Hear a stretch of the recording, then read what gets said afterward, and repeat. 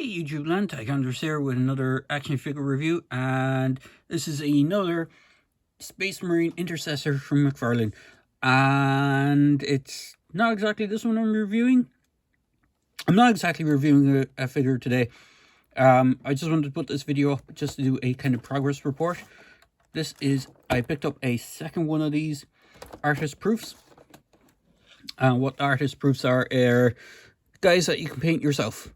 So I have started on one. Unfortunately, I haven't gotten too far on it, but I wanted to give a slight update on what I'm doing with the one that I did pick up. I have reviewed them already, but I'm starting to paint them. So I'm trying to just match the existing Intercessor, which is the Assault one that is pre-painted from McFarlane. And I'm just trying to keep the kind of overall color scheme similar. So I have stuff like blue tack stuffed in areas where the joints are. The joints are pop apart fairly easily. I just wanted to put this video kind of out there for people who want to paint up their own ones. I have seen a few people kind of paint straight. I think they didn't really disassemble them to paint them, and they just kind of paint it straight because they want them as more of a statue. But if you're intending to be using this as a posable figure, as it's intended to be, I do recommend disassembling everything. Now, straight out of the box, his gun isn't in his hands, obviously, and his backpack isn't plugged in. So I left that off on mine. Here is the backpack.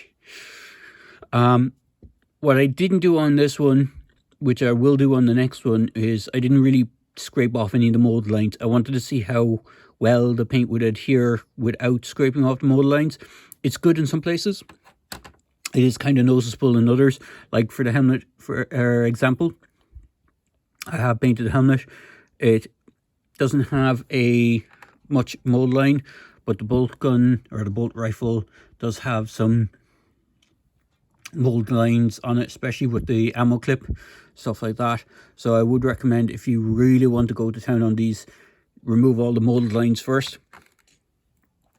I basically, the best way I got this guy to come apart was dipping him into hot water. So I have his left hand as well. You can just see that. His waist piece, just for those who are intending to disassemble him, you can, if you heat up the legs with enough warm, hot, pre-boiled water, you can pop the legs out at the socket. This belt piece is actually glued on, but if you soften it enough, it will make it loose enough so you can slightly pull it off. But when you are reassembling, you will probably have to glue it back together. It just makes it easier for painting. If it's taken off, you can kind of see where it was glued around on the edges. And what's handy as well is you can actually pop the entire waist piece out. So if you are intending to spray it, like what I did, because what I'm doing with this one is I'm just using McCrag blue as the spray for the blue. So I'm pretty much spraying the stuff blue, going in with paintbrush on the detailed areas like the black. I hand painted the black, the chest eagle or the Aquila. For the bolt gun, I didn't spray it. I actually just painted Chaos Black over it, and then used lead belcher for the metal parts, some Attributor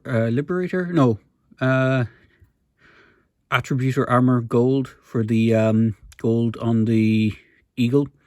I used a base of Mephiston red and Evil Sun's red for the purity seal, and then for the actual paper part of the purity seal part of it, I used some pretty old paints. Now one is it's Hull Red from Vallejo.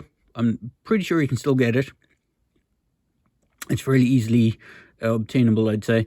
And then over that I put Astronomicon Grey, which was one of the old foundation paints, which I think later became base colors.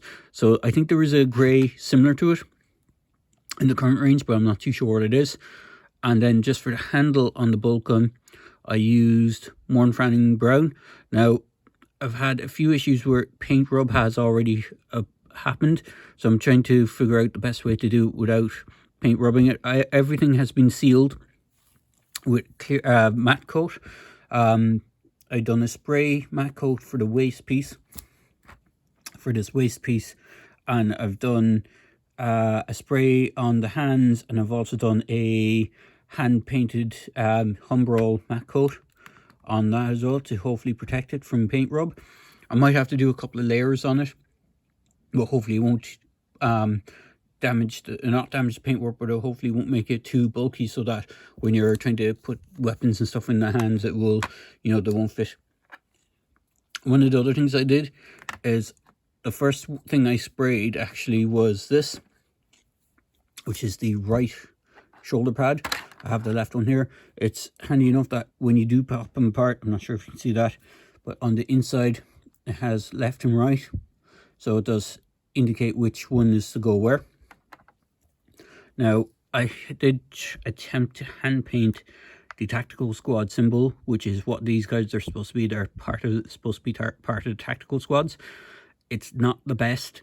I did this by hand, mainly because I wanted to paint up the shoulder pad just to see if I could match the gold to the gold on the pre-painted one, and I haven't managed to get a perfect mix of gold to match up with the pre-painted ones. It's actually a little bit brighter.